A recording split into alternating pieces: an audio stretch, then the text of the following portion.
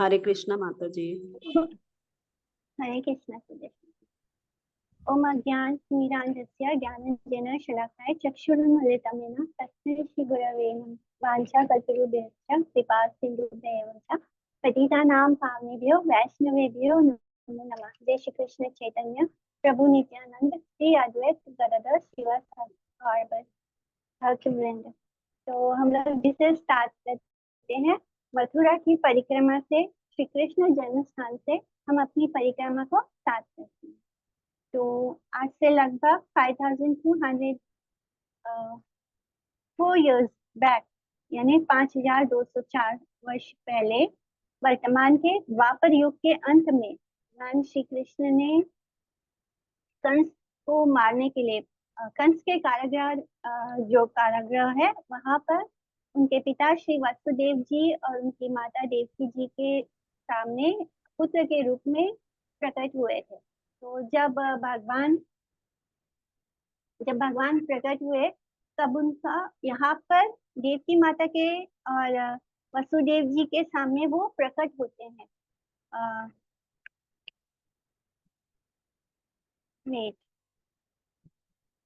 तो जब वो प्रकट होते हैं तब वो चतुर्भुज रूप में होते हैं। श्री विष्णु के रूप में वो प्रकट होते हैं देवकी जी सामने, चक्र गदा और पद्म धारण किए हुए, और उनके जो वक्ष पे है श्रीवत्स चिन्ह होते हैं, और गले में कौस्तुभ और उनका रंग मेघ श्यामल था। तो इस तरह वो वहां पे प्रकट होते हैं माता देवकी और वसुदेव बाबा के सामने। और फिर दोनों जन उनकी स्तुति करने लगते हैं, क्योंकि वो दिव्य बालक को देखकर वो दोनों उनकी स्तुति करने लगते हैं। और फिर उनकी स्तुति और प्रार्थनाओं से भगवान ने शिशु रूप धारण कर लिया, यानी और जो पहले वो विष्णु रूप में आए प्रकट हुए थे, तो माता देवकी और वसुदेव बाबा की स्तुति सुनकर फिर वो शिशु रूप धारण करते हैं। और फिर भगवान की ही प्रेरणा से वसुदेव जी उस नवजात शिशु को, जो श्री कृष्ण है, उनको गोदी में उठाकर गोकुल महावन से नंद भवन में रखने के लिए चल पड़ते हैं। फिर कारागार से निकलते समय उनके हाथों में जो हथकड़ी होती है वो भी अपने आप टूट जाती है। और फिर पैरों की जो बेड़ियां थी, जो लोहे के जो कपाट हैं, जो दरवाजे थे लोहे के बड़े बड़े, वो अपने आप ही खुल जाते हैं। उनके पैरों की बेड़ियां भी अपने आप टूट जाती है। और जो प्रहरी थे, जो जो गार्ड्स होते हैं, वो सारे वहां पे सो गए। और उस वक्त बड़ी रिमझिम वर्षा होने लगी और जो मार्ग था वो एकदम साफ हो गया, यानी सब कुछ भगवान जी ने उनके फेवर में कर दिया। और यमुना जी में उफान आ रहा था, उसे पार कर वसुदेव बाबा गोकुल नंद भवन में पहुंचते हैं। और वहां नंद भवन में यशोदा जी ने के गर्भ से विभुज श्याम सुंदर ने जन्म लिया है। यानी यहाँ पे फर्क ये है कि देवकी माता के गर्भ से जन्म नहीं लेते कृष्ण, वहां पे वो प्रकट हुए थे विष्णु रूप में। और यहाँ नंद बाबा के घर में माता यशोदा के गर्भ से शिशु रूप में श्याम सुंदर प्रकट हुए हैं। यानी वहां भी उनका जन्म हुआ है, देवकी माता के वहां भी जन्म होता है, यहाँ भी जन्म होता है। वहां पे वो प्रकट होते हैं, यहाँ पर यशोदा मैया के गर्भ से उनका जन्म होता है।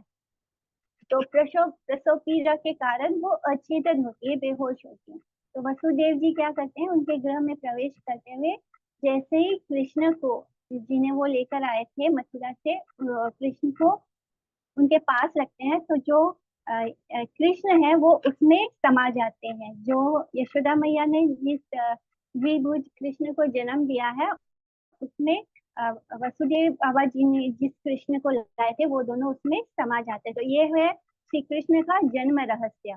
तो दोनों पुत्र उसमें आत्मसात हो जाते हैं। वसुदेव के पुत्र यशोदा मैया के पुत्र में आत्मसात हो जाते हैं। तो यही है माधुर्य कृष्ण और ऐश्वर्य कृष्ण। तो वसुदेव जी इस रहस्य को समझ नहीं पाती। और थोड़ी देर के बाद माता यशोदा ने पहले कृष्ण को जन्म देती हैं, उसके बाद वो अ, योग पाया एक बालिका को जन्म देती हैं कुछ ही क्षणों में। और फिर जो वसुदेव जी हैं वो उस बालिका को, कन्या को उठाकर चुपके से पुनः कंस के कारागृह में लौट जाते हैं, और पहले की भांति सब कुछ बंद हो जाता है।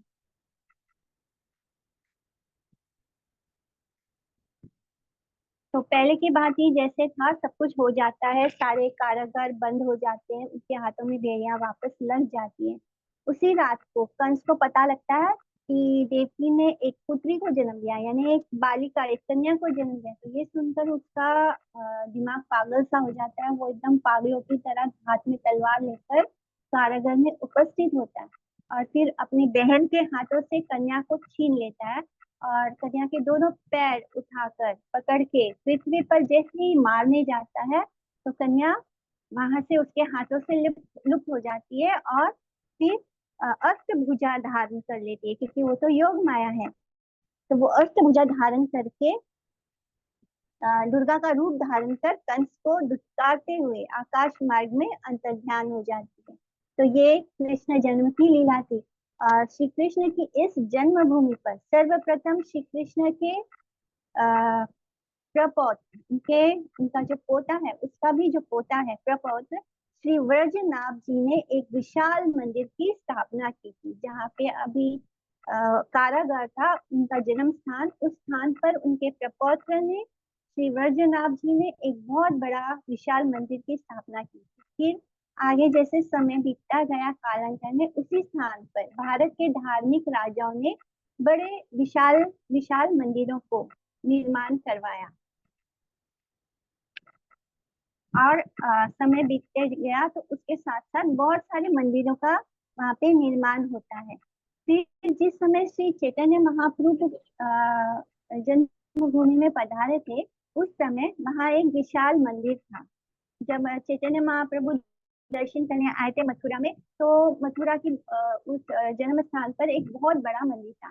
फिर श्रीमद महाप्रभु के भावपूर्ण मधुर नृत्य नृत्य और कीर्तन को देख सुनकर उस मंदिर के में लाखों लाखों लोगों की भीड़ इकट्ठा हो गई थी, और नृत्य कीर्तन करते हुए श्रीमद महाप्रभु जी के भाव को देखकर जो भी उनको ये भाव को देख रहा था, दर्शकगण भाव विभोर हो गए। यहीं पर श्री चैतन्य महाप्रभु जी ने बंगाल के सुबुद्धि राय नामक राजा को आत्महत्या से बचाकर उन्हें परम भगवत भक्त बना दिया था। तो बंगाल के एक राजा थे, उनका नाम था सुबुद्धि रॉय। तो वो राजा को कुछ मुस्लिम शासकों ने जबरदस्ती बलपूर्वक उनको जाति भ्रष्ट करके उनको मुस्लिम बना दिया था। तो वो वापस से हिंदू बनना चाहते थे, किंतु उस समय जो हिंदू पुरोहित थे वो बहुत ही कट्टर थे। मैंने एक बार आप मुस्लिम, उनको क्या करते थे वो लोग, आपको मुस्लिम लोग अपने घर का पानी पिला देते थे, या अपने घर का पानी किसी हिंदू पर छिड़क देते थे। उससे क्या होता था कि जो हिंदू पुरोहित थे फिर वो वापस उनको स्वीकार नहीं करते थे, बोलते थे कि अब आप मुस्लिम हो गए हैं। तो इस तरह उनका वापस हिंदू बनना कठिन हो जाता था। लेकिन श्री करुणा सागर श्री चैतन्य महाप्रभु ने उनसे एक बार श्री कृष्ण का नाम उच्चारण कराकर उन्हें शुद्ध कर दिया, और फिर जीवन भर हरिनाम संकीर्तन एवं वैष्णव की सेवा करते रहने का उपदेश प्रदान कर उन पर अपनी कृपा करी। इस तरह वो राजा वापस से हिंदू हो गया। फिर श्रीमान महाप्रभु का ब्रज आगमन मुगल सम्राट हुमायूं के उस समय जब श्री चैतन्य महाप्रभु मथुरा आए थे, ब्रज भूमि में आए थे, तब उस समय किसका राज्य था? हुमायूं का राज्य था। तब यवनों के द्वारा वहां पर मंदिरों को ध्वंस कर दिया गया, और उसके ध्वंस कर दिए जाने के बाद से उसके बाद महाराज वीर सिंह देव ने उस स्थान पर 43 लाख रुपए लगाकर आदि केशव का एक विशाल मंदिर बनवाया। यानी जहाँ पे श्री कृष्ण, जिस मंदिर में श्री चैतन्य महाप्रभु जी आए थे, उस मंदिर को मुस्लिम राजाओं ने तोड़ दिया था, ध्वंस कर दिया था। उसके बाद क्या होता है, कि एक महाराज वीर सिंह देव ने 1610 में 33 लाख रुपए खर्च करके वहां पे आदि केशव जी का मंदिर बनवाया था। फिर क्या होता है, लेकिन उसके बाद दोबारा औरंगजेब 1669 में उसे दोबारा तोड़ देता है और फिर उसका जो बाहरी स्वरूप है उसमें कुछ परिवर्तन करके उसको मस्जिद का रूप दे दिया। मैंने जो पहले कृष्ण का मंदिर, आदि केशव कृष्ण का मंदिर था, उसको औरंगजेब ने मस्जिद बना दिया। और फिर श्री आदि केशव जी के पुजारियों ने प्राचीन विग्रह को जिला कानपुर में स्थित राजधान नामक ग्राम में वर्तमान इटावा शहर से 17 मील दूर छुपा दिया था उस वक्त, उनसे बचाने के लिए, मुगल राजों से बचाने के लिए। तो वो विग्रह कहाँ है, वो आज भी वहीं पर एक छोटे से मंदिर में स्थित है। जो ओरिजिनल श्री आदि केशव जी का विग्रह है वो कानपुर में स्थित है एक छोटे से मंदिर में, इटावा शहर के पास। लेकिन इनका जो विजय विग्रह है, जैसे मंदिरों में बड़े बड़े विग्रह होते हैं तो उनको हम बाहर लेकर नहीं जा सकते, तो उनका भगवान का एक छोटा विग्रह भी होता है जिसको हम स्नान आदि करवाते हैं, तो वो उस विग्रह को विजय विग्रह कहा जाता है।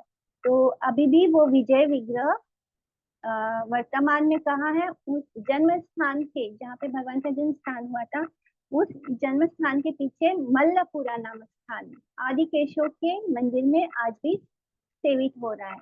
मैंने पहले जिस जगह पे आदि केशव का मंदिर था वहां पे तो अब मस्जिद बन चुका है, लेकिन उसी मस्जिद के जहाँ बन चुका है उस जन्म स्थान के पीछे में मल्लापुरा नामक एक स्थान है, वहां पर दोबारा मंदिर बनाया गया आदि केशव जी का।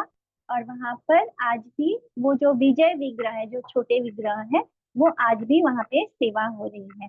उस शिव विग्रह की विशेषता यह है कि उसमें भगवान के 24 अवतारों की मूर्तियां अंकित हैं और आदि केशव कहे जाने से वैष्णव भक्त लोग इस मंदिर में दर्शन करने आते हैं। आजकल प्राचीन जन्म स्थान पर श्री मदन मोहन मालवीय द्वारा संग्रहित केशव कतरे पर एक विशाल श्री मंदिर का निर्माण हुआ है। यानी जहाँ पे मस्जिद है अभी उसके साइड में ही जन्म स्थान में श्री मदन मोहन मालवीय जी ने की मदद से वहां पे एक मंदिर का निर्माण हुआ है। और गीता प्रेस गोरखपुर के स्वर्गीय श्री हनुमान प्रसाद पोदार जी की प्रेरणा और श्री डालमिया जी आदि सेठों के प्रयास से इस मंदिर का निर्माण हुआ है।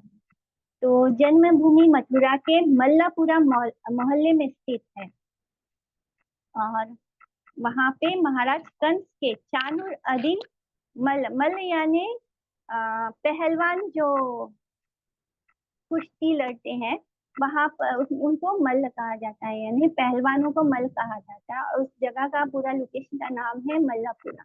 और इसी स्थान में के निकट में रहते थे, यानी महाराज कंस के जो चाणूर और बाकी के जो पहलवान वगैरह थे वो वहीं पर रहा करते थे। वहीं पास में क्या है, एक पोतरा नाम का विशाल कुंड है, उसको अभी पोतरा कहा जाता है, बट एक्चुअली में उसका नाम श्री पवित्र कुंड है। ये कुंड कारागार के अंदर स्थित था जहाँ पर वसुदेव बाबा और देवकी जी स्नान किया करते थे तथा उनके वस्त्रों को धोते थे। कहा जाता है कि जब देवकी माता ने अपने पुत्रों के उत्पन्न होने पर देवकी जी के जो वस्त्र हैं उनको यहीं पर साफ किया जाता है। इसका नाम पवित्र कुंड से अभ्रम, यानी हम बोलचाल की भाषा में नाम को बिगाड़ देते हैं, तो इसी तरह जो कुंड का नाम पवित्र कुंड था उसका नाम पोतरा कुंड हो गया। फिर विश्राम घाट, अब नेक्स्ट आते हैं जन्म स्थान के आगे, नेक्स्ट हम पहुंचते हैं विश्राम घाट। तो विश्राम घाट मथुरा का सर्वप्रथम एक प्रसिद्ध यानी बहुत फेमस घाट है। सौर पुराण के अनुसार विश्रांति तीर्थ नामकरण का कारण बतलाया गया है कि ततो विश्रांति तीर्थात्यम तीर्थ महो विनाशनम संसार मरु संचार क्लेश विश्रांति दम नाम, यानी संसार रूपी मरुभूमि में भटकते हुए तीन तरह के तापों से पीड़ित जो हम सब लोग हैं, और ये संसार को मरुभूमि कहा गया है, यानी रेगिस्तान की तरह इसमें भटकते हुए तीन तापों से पीड़ित, सब प्रकार से निराश्रित, यानी बहुत कोई जिसके पास कोई आश्रय ना बचे, नाना प्रकार के क्लेशों से, यानी बहुत प्रकार के दुख तकलीफ परेशानियों से गुजर कर जब जीव श्री कृष्ण के पाद पद्म उनके लोटस फीट में आकर इस महातीर्थ में स्नान कर विश्राम अनुभव करते हैं, यानी जब हम इस संसार से बहुत थक जाते हैं, बहुत दुख तकलीफ और परेशानी से गुजरने के बाद जब इस तीर्थ स्थान पर आकर हम स्नान करके विश्राम करते हैं, इसलिए इस घाट का नाम ही विश्राम घाट हो गया। यानी अपने 84 लाख योनियों में से जब हम गुजरते गुजरते थक जाते हैं, और जब इस तीर्थ पे आकर स्नान करके जो हमें विश्राम महसूस होता है, इसलिए इस घाट का नाम विश्राम घाट हो गया।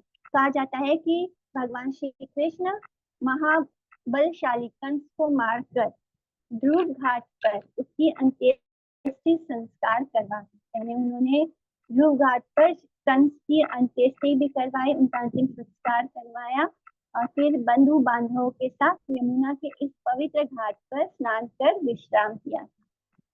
इस घाट पे आके भगवान ने विश्राम किया था। वैसे तो भगवान को विश्राम करने की कोई जरूरत नहीं है, लेकिन वो लीला कर रहे हैं, जिसमें वो एक मनुष्य के रूप में लीला कर रहे हैं, इसलिए श्री कृष्ण की नर लीला में ऐसा संभव है। परंतु षड ऐश्वर्य, भगवान के जो 6 ऐश्वर्य पूर्ण है, घटन अघटन पटीयसी, सर्व शक्तियों से संपन्न, यानी भगवान जो है जिनमें सब शक्तियां हैं, जिनके 6 ऐश्वर्य हैं, ऐसे भगवान को विश्राम की आवश्यकता नहीं है। किंतु भगवान से भूले भटके जो जन्म मृत्यु के अनंत अथाह सागर में डूबते उतारते हुए जो बहुत ही क्लांत जीवों के लिए यह अवश्य ही विश्राम का स्थान है। इस महातीर्थ में स्नान एवं आचमन के पश्चात प्रतिवर्ष लाखों श्रद्धालु लोग ब्रज मंडल की परिक्रमा का संकेत लेते हैं। तो कल हम लोग ने पढ़ा था ना कि विश्राम घाट में हम 84 कोर्स जो यात्रा होती है उसका संकल्प लेते हैं, और फिर जब हमारी यात्रा पूरी होती है तो वो विश्राम घाट पर ही पूरी होती है, यानी पुनः यही परिक्रमा का समापन भी होता है। जो कार्तिक माह की यम द्वितीया के दिन, यानी जो भाई दूज का दिन होता है, उस दिन यहाँ पर बहुत दूर दूर से प्रदेशों से श्रद्धालु जन आकर स्नान करते हैं, क्योंकि यहाँ पे पुराणों के अनुसार यम जो धर्मराज है और यमुना जो यमी जिसको कहते हैं, दोनों जुड़वा भाई बहन, यमराज और यमुना जी दोनों जुड़वा भाई बहन।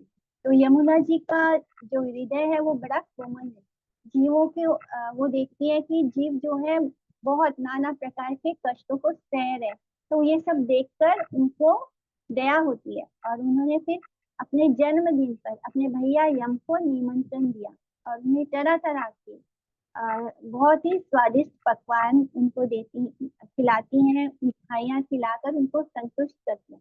तो भैया बहुत खुश हो जाते हैं यमराज जी, और फिर यमुना जी ने कहा, वो बोलते हैं कि मैं बहुत प्रसन्न हूँ तुमसे, तुम मुझसे जो चाहती हो मांग लो। तो यमुना जी बोलती है कि भैया जो लोग श्रद्धा पूर्वक आज के दिन, यानी जिस दिन यमुना जी का जन्मदिन है, उसी को भाई दूज कहते हैं हम, तो आज के दिन इस स्थान पर जो भी मुझ में स्नान करेंगे, आप उन्हें जन्म मृत्यु एवं नाना प्रकार के जो त्रिताप है, 3 तरह के ताप है, उनसे मुक्त कर देंगे। तो ये सुनकर यमराज महाराज बोलते हैं कि ऐसा ही होगा। यूं तो कहीं भी श्री यमुना में स्नान करने का बहुत महत्व है, लेकिन फिर भी जो ब्रज में और विशेषकर विश्राम घाट पर भैया दूज के दिन स्नान करने का विशेष महत्व है, क्योंकि इस दिन जो भी स्नान करेगा उसको जन्म और मृत्यु के चक्र से मुक्ति मिल जाएगी। इसलिए विशेषकर लाखों भाई बहन इस दिन यमुना में इस स्थल पर स्नान करते हैं। तो यमुना जी के 24 घाट हैं, अभी तो हम उनके 24 घाटों के बारे में पढ़ते हैं कि वहाँ 24 घाट, घाट यानी अलग अलग यमुना का जो किनारा है उसमें अलग अलग घाट बने हुए होते हैं जहाँ पे लोग जाकर स्नान करते हैं। तो इस तरह यमुना जी के 24 घाट हैं। तो हम उन 24 घाट के बारे में पढ़ते हैं। तो ये मथुरा में यमुना जी का जो है वो अर्ध चंद्राकार होकर बहती है। अर्ध यानी हाफ मून की तरह, और जो बीच में सेंटर में विश्राम अवस्थित है। तो उसके दक्षिण भाग में लाइन से अविन 12 घाट है दक्षिण भाग में, और उसके बाद नॉर्थ नॉर्थ साइड में भी 12 घाट है। तो पहले जो दक्षिण भाग में है, साउथ के साइड में, तो उसमें जो सबसे पहला घाट है वो है अविन अभिमुख तीर्थ।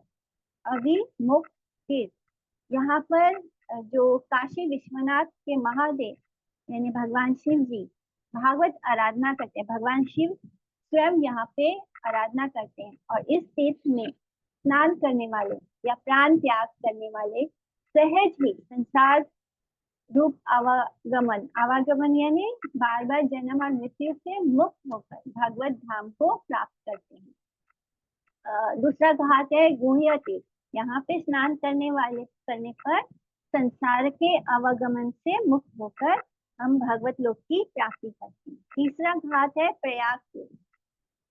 एक तो प्रयाग में है और एक प्रयाग तीर्थ हमारे यमुना जी के तीसरा घाट है।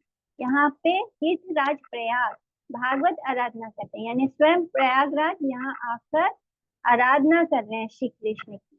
और यहीं पर प्रयाग के वेणी माधव नित्य अवस्थित रहते हैं, और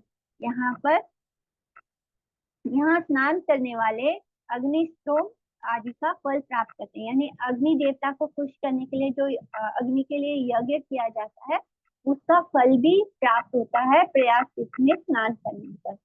और जो यहाँ पे स्नान करता है उसको बड़ी आसानी से वैकुंठ धाम प्राप्त कर सकता है। यानी बस स्नान करने मात्र से वहां पे वैकुंठ धाम को प्राप्ति हो सकती है। द फोर्थ घाट है कनखल।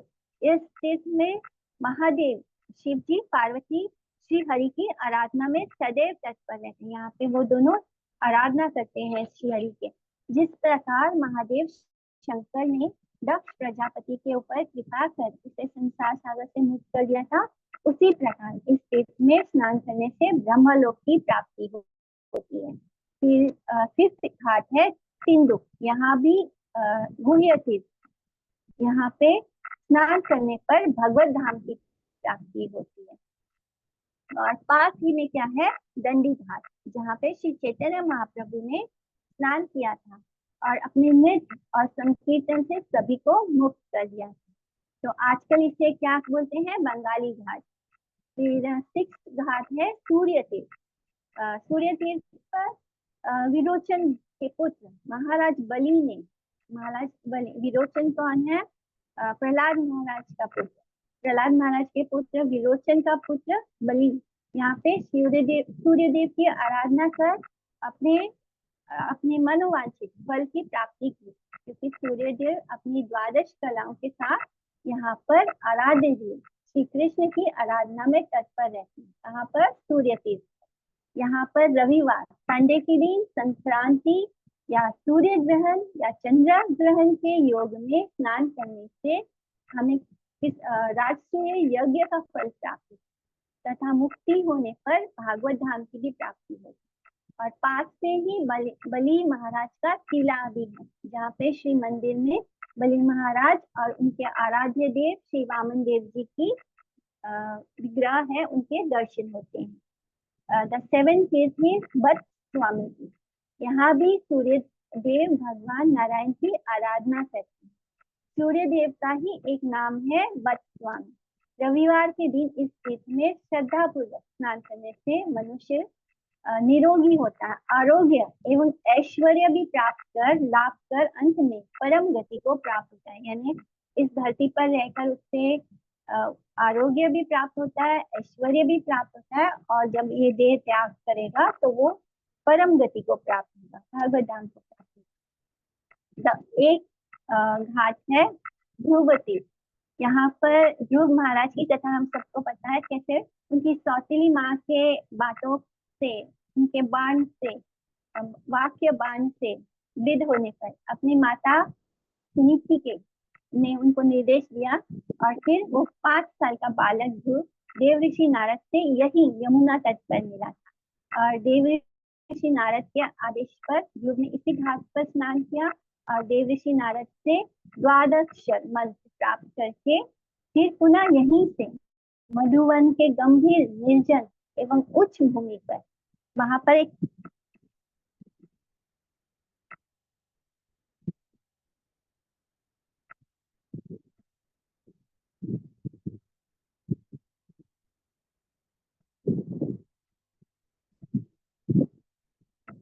तो ध्रुव ध्रुव तीर्थ पर उन्होंने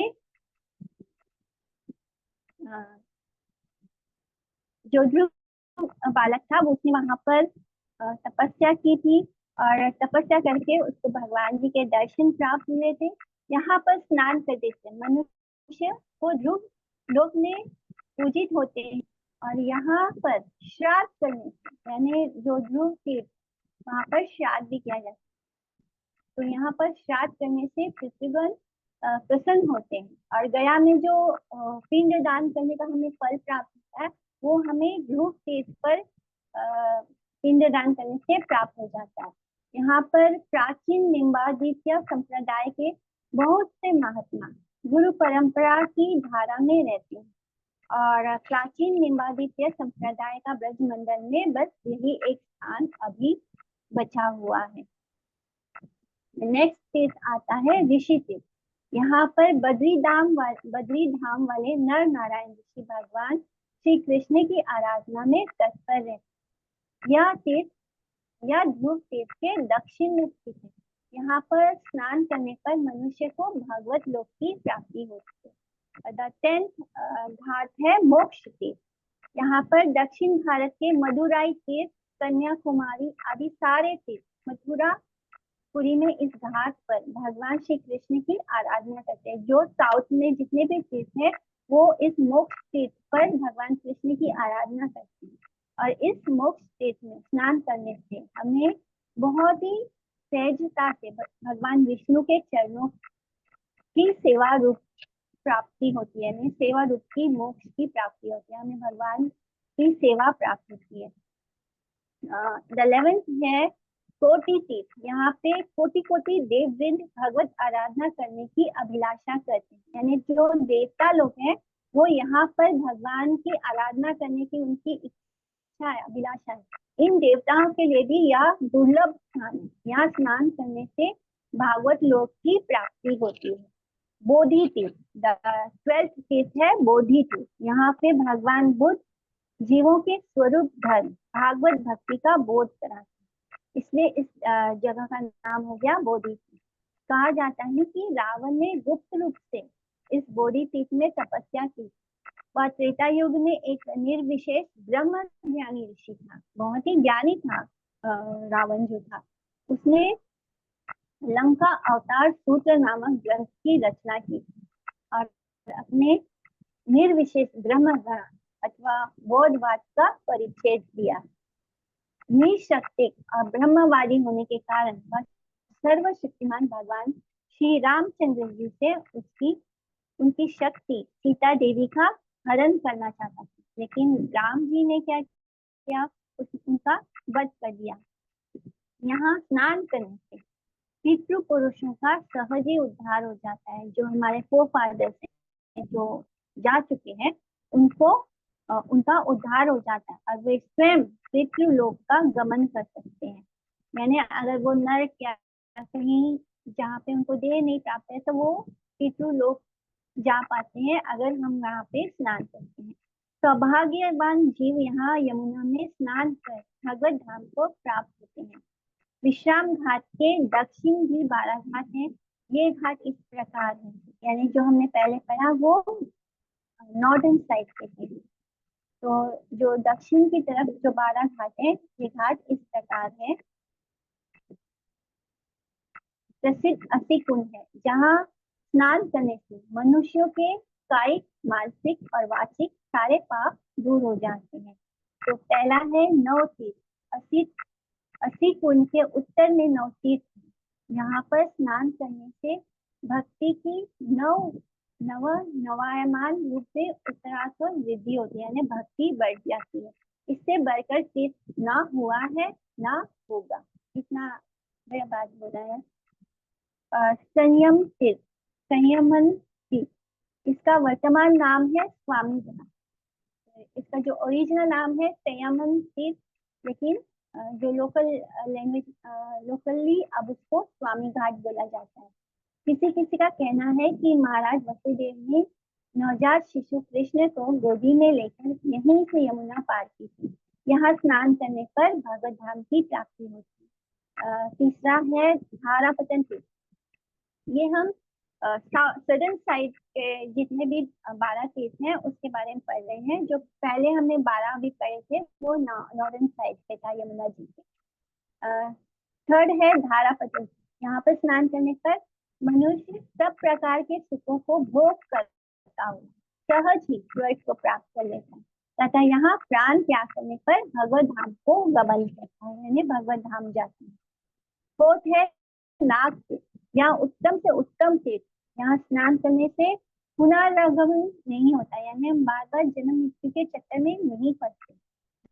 भगवान शेष या अनंत देव धाम की रक्षा के लिए यहाँ सब समय विराजमान है। श्री वसुदेव महाराज नवजात शिशु कृष्ण को लेकर वर्षा में भीगते हुए जब यमुना पार कर रहे थे, तब अनंत देव ने अपने अनंत फनों से छत्र बनाकर दृष्टि से उनकी रक्षा की, घंटा भरण की। यहाँ स्नान करने से मनुष्य सब प्रकार के पापों से मुक्त होकर सूर्य लोक में गमन करता है।